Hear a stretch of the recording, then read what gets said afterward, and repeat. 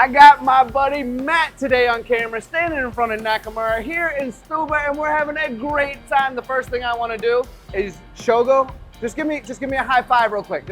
Yep, there's that high five for you, Shogo. We love you, buddy. Hello, machinist. Hello, machinist. We have to do it. All right, Matt. We have three main topics we want to talk about today. We want to talk about your relationship here at Stober. We want to talk about your relationship with the Nakamura in general, and we want to talk about your relationship with Hainbuch, because the combination of these three things here at Stober have really allowed the parts to be made to another level that I've sometimes not ever seen before, depending on the part we're talking about. And I want to talk about that today as well. So let's start with your relationship, Meredith Machinery, and your relationship here at Stober. So this is actually Stober's first machine that they purchased from us back in 2015. This was a part of a turnkey package that had several parts in on it. As you've seen from some of their parts, the geometry itself is not that complicated, but the tolerances are a little bit out of this world. So there are so many machinists in machines that will never see tolerances like these guys do every day. So they approached us with this part package and we committed to it. We said that we can sell you this machine, you can make these parts and hold these tolerances and do it day in and day out. And we had to sign our names on that. And we literally had to stay here until the machine did it. And that was kind of our first introduction to Stober. I love that you started with that, because I immediately want to follow up with, did they believe you before it actually happened that it was possible? They put their trust in your hands, yes, right? Yes, they absolutely do that. And because to an extent, we're all engineers in this trade. We've all been through a lot. And a new customer doesn't know your level of experience. And that's something that we shine at with Meredith Machinery, is our level of expertise. We know what this machine is, we know how to make it perform, but new customers don't understand that yet. So the first one, there is a little bit of a leap of faith that goes on with it. But the key is that we follow through and we do what we say that we're gonna do.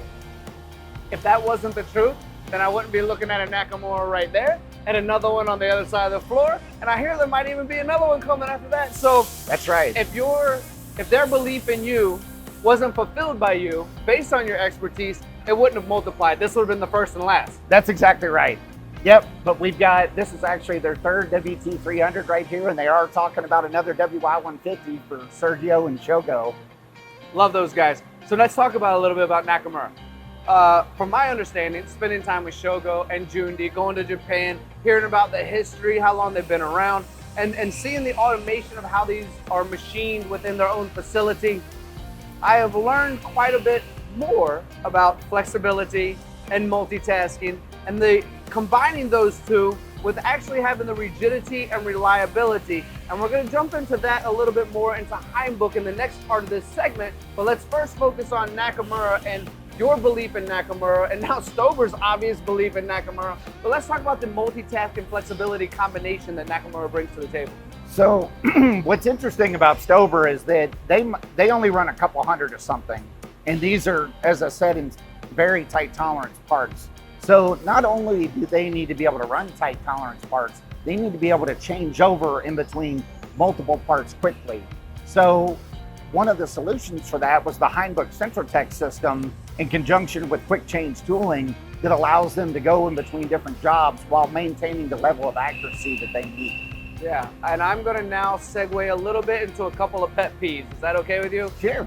Two pet peeves that pop into my mind immediately are people who are unwilling to adapt to modern technology because they're stuck with what they're used to and comfortable with. Sure. And then having to take a single part and run it on 2, 3, 4, 5 machines instead of doing it all in one. Yeah. And my second pet peeve is when someone does upgrade to that machinery, they don't invest in the tooling to go in it when they bet, and that's where Hainbuch comes into play. You're exactly right. And Tony, the way that I say it is the work holding is tied to the heart and soul of the machine tool. It's tied to the spindle. It's one of the most important things you're going to bolt to the machine. To me, I see those as tires on a Ferrari. If you buy the nice machine and you cheap out there, you're done. Like there's no reason to keep going. But here we have a great machine with great work holding, so you can expect great results, and that's what they get here at Stober. Could you imagine going to a Formula One race down in Miami with the wrong tires on? Yeah. That's ridiculous. Yeah, you're done. You're done before you show up. So now let's bring this all full circle. We're in Stober. We've had the relationship. They've been around for almost a century at this point. We're starting to grow. We're making parts. I have spoken with some of the folks here. Landon is purely a genuinely good dude. Absolutely. And what I've understood from him is they've taken parts from multiple different machines, popped it onto one machine, required tolerances that they weren't really able to reach previously. And if they were, it was a really fine-tuned process on a secondary machine in order to make it happen.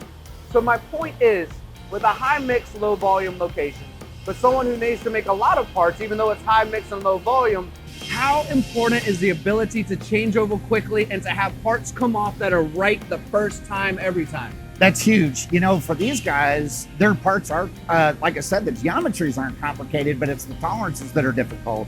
A lot of times, the temperature in the building can make a difference, and it can make an impact on their parts. This building that we're standing in, it never varies by more than 2 degrees. I can say that I've done multiple thermal studies in this building, and I've had to measure it when I'm tuning the thermal compensation system on the Nakamuras. Very well said, Matt. We won't keep the audience any longer, except just to say, where can we find out more about Meredith Machinery if someone wants to learn how to work with you based on the success that you're seeing here? You can find us on LinkedIn, meredithmachinery.com, and Dave, our new marketing guy, is giving us a great presence on LinkedIn and Instagram. Awesome. Matt, you're amazing. Meredith is amazing. And you all are amazing as well. Thank you all for watching. If you have any questions, leave it in the comments. We're happy to answer. Any problems you might have, we can probably solve them as well, right? Absolutely.